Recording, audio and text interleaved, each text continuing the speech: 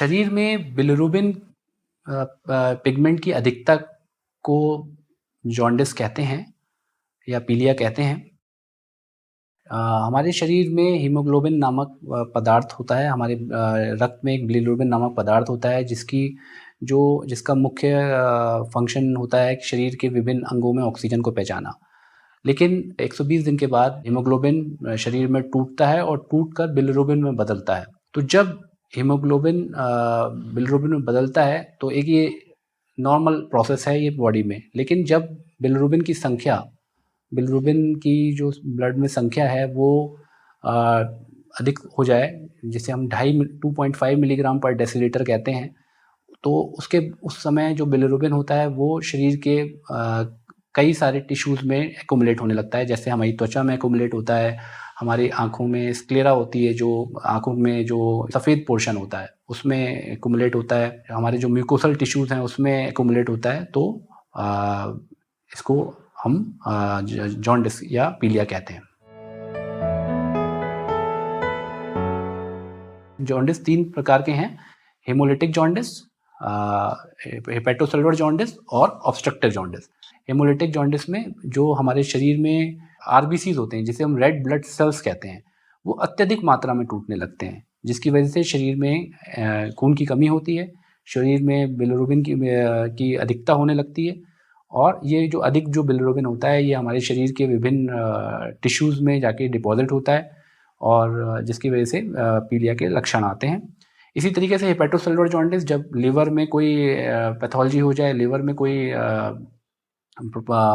संक्रमण हो जाए, कोई इन्फ्लेमेशन हो जाए, जिसकी वजह से जो बिलिरुबिन है वो प्रॉपर एक्सक्रीट ना हो पाए लिवर से, तब भी जो है शरीर में बिलिरुबिन की मात्रा बढ़ती है और पीलिया के लक्षण आते हैं। और एक ऑब्स्ट्रक्टिव जॉन्डिस, जब बाइल डक्ट में कोई रुकावट हो जाए, प्रॉपर वे में ड्रेन ना हो पाए जीआई ट्रैक्ट में, तो उस वजह से ऑब्स्ट्रक्टिव जॉन्डिस होता है।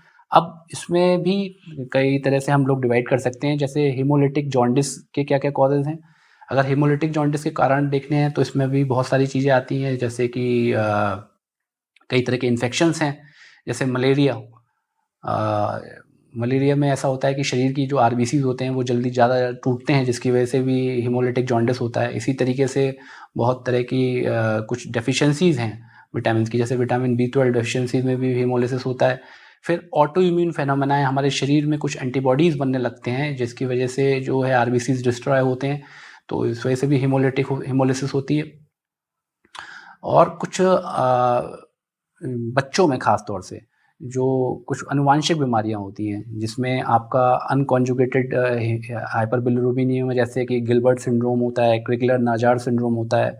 इसी तरीके से ट्यूबिन जॉनसन सिंड्रोम है या रोटर सिंड्रोम है, तो ये बच्चों में पाया जाता है। जैसे ही बच्चा जन्म लेता है, जन्म के बाद आरबीसीज जो है अत्यधिक मात्रा में टूटता है, जिसकी वजह से हेमोलिटिक जॉन्डिस होता है। लेकिन जो बड़ों में जो मोस्ट कॉमन कॉज होता है वो जॉन्डिस का, वो होता है हेपेटोसेलुलर जॉन्डिस, जिसमें लिवर में कोई इन्फेक्शन हो जाता है, जैसे कि हेपेटाइटिस जिसे हम कहते हैं, एक्यूट हेपेटाइटिस ए हो सकता है, बी हो सकता है, ई हो सकता है। अगर ये बहुत लंबे समय तक संक्रमण चले तो hepatitis B, chronic hepatitis B हो सकता है, क्रोनिक हेपेटाइटिस सी हो सकता है, जिसकी वजह से जो ज़्यादा दिनों तक रहेगा तो उसकी वजह से जो है क्रोनिक लिवर डिजीज़ या सिरोसिस भी हो सकता है। इसी तरीके से बहुत सारे ऑटो इम्यून कॉजेज़ होते हैं, जिसकी वजह से हेपेटोसेलुलर जॉन्डिस हो सकता है। कुछ ड्रग्स हैं, कुछ दवाएँ हैं, जिनका सेवन अत्यधिक मात्रा में करने से भी जो है जॉन्डिस हो सकता है। इसी तरीके से शराब का अत्यधिक सेवन करने से भी बहुत ज़्यादा जॉन्डिस देखने में आता है।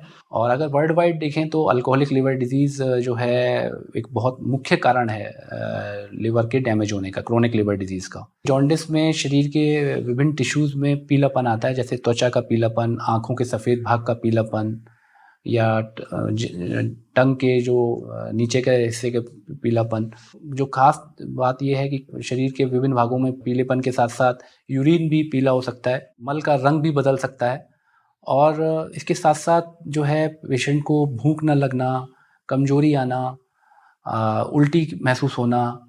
और अगर ये पीलिया काफ़ी दिनों तक रहता है तो वो क्रोनिक लिवर डिजीज़ या सिरोसिस ऑफ लिवर में बदल जाता है, 6 महीने से ज़्यादा अगर रहे। अगर वो सिरोसिस ऑफ लिवर में कन्वर्ट हो जाता है तो फिर उसको पेशेंट को साथ में पेट में पानी भरना, जिसे हम एसाइटिस कहते हैं, या फिर खून की उल्टी भी हो सकती है, जिसे हम हेमाटेमेसिस या मेलेना, जिसमें लैट्रिन का कलर जो है काला हो सकता है। और अगर ये पीलिया बहुत दिनों तक बना रहे या ज़रूरत से ज़्यादा बढ़ जाए तो पेशेंट को हेपेटिक एन्केफेलोपैथी भी हो सकती है, जिसमें पेशेंट को जो है पेशेंट अनकॉन्शियस हो सकता है, पेशेंट इरिटेबल पहले तो इरिटेबल होता है, बहुत ज़्यादा ड्राउज़ी होता है, फिर उसके बाद जो है अनकॉन्शियस या कोमा की स्टेज में भी जा सकता है। बिलिरुबिन की अधिकता से जॉन्डिस होता है। जब बिलिरुबिन अधिक होने की वजह से वो हमारी बॉडी के कई सारी टिश्यूज़ में डिपॉज़िट होने लगता है, जैसे त्वचा में, आँखों के जो सफ़ेद वाला भाग है जिसे हम पीलिया कहते हैं। और पीलिया के बहुत सारे कारण हो सकते हैं। अगर हीमोग्लोबिन ज़रूरत से ज़्यादा टूटे, जिसे हेमोलिटिक जॉन्डिस कहते हैं, या फिर अगर हमारा लिवर है जहाँ पे बिलिरुबिन बनता है या जहाँ और वहीं से वो सिक्रीट भी होता है, अगर वो ढंग से काम नहीं कर रहा है, लिवर में कोई संक्रमण है, लिवर में कोई इन्फ्लेमेशन है जिसकी वजह से बिलिरुबिन जो है जो बन रहा है अत्यधिक बन रहा है, या फिर बिलिरुबिन जो बन रहा है वो लिवर से बाइल डक्ट के थ्रू गैस्ट्रोइंटेस्टाइनल ट्रैक्ट पे नहीं आ पा रहा है, तब भी पीलिया होता है। इसे हम हेपेटोसेलुलर जॉन्डिस कहते हैं। इसके अलावा जब पोस्ट हेपेटिक जॉन्डिस होता है, जब जो लिवर से निकलने वाली जो नलियाँ होती हैं जिसे हम बाइल डक्ट कहते हैं, उसमें कोई रुकावट होती है, तो जो बिलिरुबिन होता है जो कि बाइल जूस के थ्रू निकलता है, वो बाइल डक्ट के थ्रू गैस्ट्रोइंटेस्टाइनल ट्रैक्ट में नहीं आ पाता है। इसकी वजह से भी जो है कि बिलिरुबिन की अधिकता ब्लड में होती है, जिसे हम ऑब्स्ट्रक्टिव जॉन्डिस कहते हैं। जॉन्डिस जो है 3 तरह का है। हेमोलिटिक जॉन्डिस, जिसमें जो हमारे शरीर में जो आरबीसीज़ हैं, जो वो अत्यधिक मात्रा में टूटते हैं, जिसकी वजह से शरीर में ब्लड की कमी होती है और पीलिया होता है।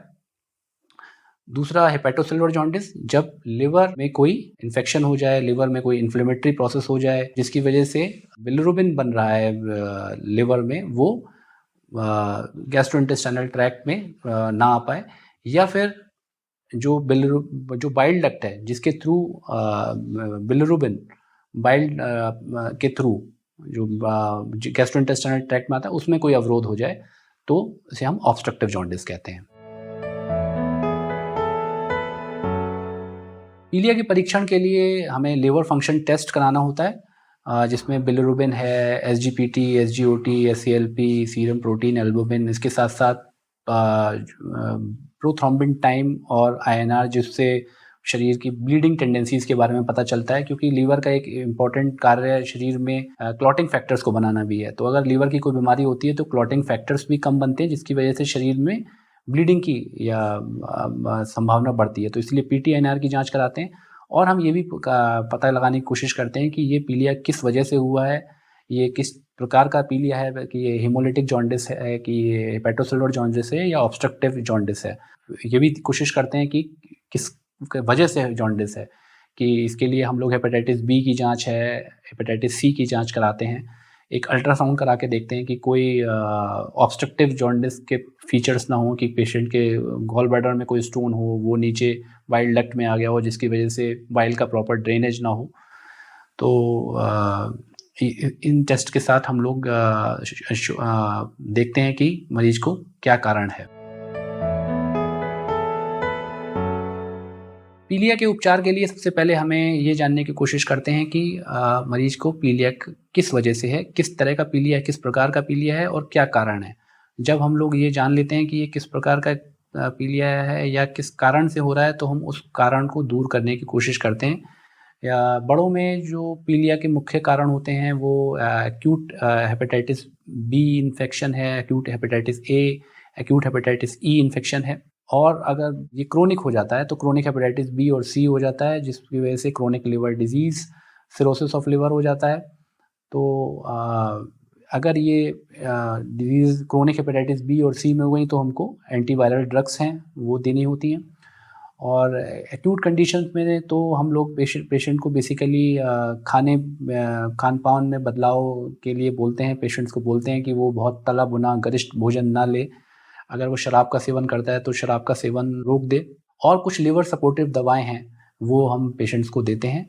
और पेशेंट का जो है बिलिरुबिन हम मॉनिटर करते हैं, और ये मॉनिटर करते हैं कि पेशेंट को कोई कॉम्प्लिकेशंस जो है लिवर डिजीज़ की वजह से तो नहीं हो रहा, और अगर पेशेंट इम्प्रूव करता है तो इसी ट्रीटमेंट में कंटिन्यू करते हैं, और अगर पेशेंट का उसके बाद भी दिक्कतें बढ़ती हैं तो फिर हम उसके अकॉर्डिंगली जो है दवाओं को बढ़ाते हैं।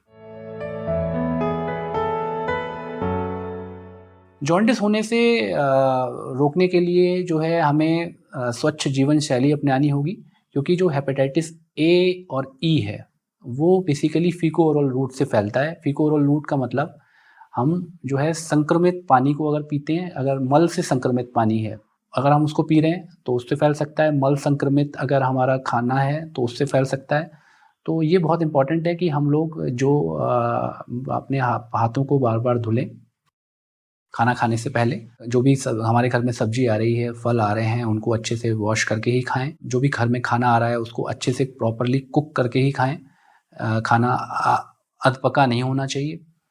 और बाहर का खाना, जो स्पेशली जो फ़ास्ट फूड है, जो लोकल वेंडर्स दे रहे हैं, उसमें वहाँ से बिल्कुल नहीं खाना चाहिए, क्योंकि इस तरह के एटमॉस्फेयर में ये बहुत पॉसिबिलिटी है कि हेपेटाइटिस ए, ई आसानी से फैल सकता है।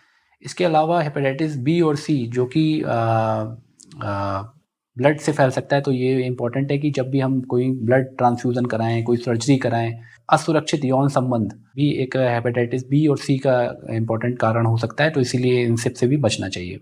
पीलिया पीड़ित व्यक्ति को सबसे इम्पोर्टेंट चीज़ है कि कोई ऐसी दवा नहीं लेनी चाहिए, कोई ऐसा चीज़ नहीं लेनी चाहिए जिससे कि लिवर को और ज़्यादा हार्म हो। तो इसके लिए अगर मरीज़ को ये बताया जाता है कि अगर वो शराब का सेवन करता है तो शराब का सेवन बिल्कुल बंद कर दे। कोई ऐसी हेपेटोटॉक्सिक कोई ड्रग ले रहा है तो उसको भी डॉक्टर बंद कराते हैं। इसी के साथ खान-पान में भी बदलाव किया जाता है।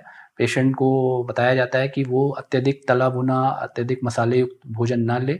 पेशेंट्स को बताया जाता है कि वो अपना कार्बोहाइड्रेट रिच डाइट ले, जैसे केला है या फिर गन्ने का रस है, जो कि घर पे निकला हो, साफ-सुथरा स्वच्छ वातावरण में निकला हो। कम तली, कम मसालेदार चीज़ें पेशेंट ले सकता है, और स्वच्छ पानी भी साथ में लेना है। ये भी ज़रूरी है कि स्वच्छ पानी का सेवन हो, ऐसा ना हो कि पानी संक्रमित हो और वो पानी वही संक्रमित पानी ही पेशेंट लेता रहे। पीलिया अगर अत्यधिक समय तक रहे, तो मैंने बताया कि ये क्रोनिक लिवर डिज़ीज़ में बदल जाता है, और अगर ये क्रोनिक लिवर डिज़ीज़ में बदल जाता है तो ये ऑलमोस्ट एक इरिवर्सिबल प्रोसेस होता है जिसमें लिवर सिकुड़ जाता है, और अगर लिवर सिकुड़ गया, लिवर में इरिवर्सिबल चेंजेज़ आ गए तो फिर मरीज़ की को बहुत ज़्यादा कॉम्प्लिकेशंस हो सकते हैं। उसको एसाइटिस हो सकता है, जैसे कि पेट में पानी का बनना, पेशेंट को खून की उल्टी हो सकती है, पेशेंट कोमा में जा सकता है, जिसे हम हेपेटिक कोमा या हेपेटिक एन्केफेलोपैथी कह सकते हैं। पेशेंट को कहीं ब्लीडिंग टेंडेंसीज़ होती हैं, और कभी-कभी लिवर की बीमारी की वजह से किडनी भी खराब होने लगती है, जिसे हम हेपेटोरेनल सिंड्रोम कहते हैं। तो ये बहुत इम्पोर्टेंट है कि अगर पीलिया को शुरुआत में ही गंभीरता से लिया जाए, और अगर हम शुरुआत से ही पीलिया को गंभीरता में लेंगे तो इसे ये क्रोनिक लिवर डिजीज़ में बदलने के चांसेस कम हो जाते हैं। मैंने जैसा साइंटिफिक वे में आप लोगों को बताया है कि पीलिया जो है बिलिरुबिन की अधिकता के कारण होता है। अब कोई झाड़-फूँक और देसी दवाएँ हैं, इनको देकर अपना बहुमूल्य समय ना खराब करें, और एक प्रशिक्षित डॉक्टर से अपना ट्रीटमेंट स्टार्ट कराएँ, जिससे कि पीलिया जल्द से जल्द ठीक हो और उसकी वजह से कोई कॉम्प्लिकेशंस ना डेवलप हों।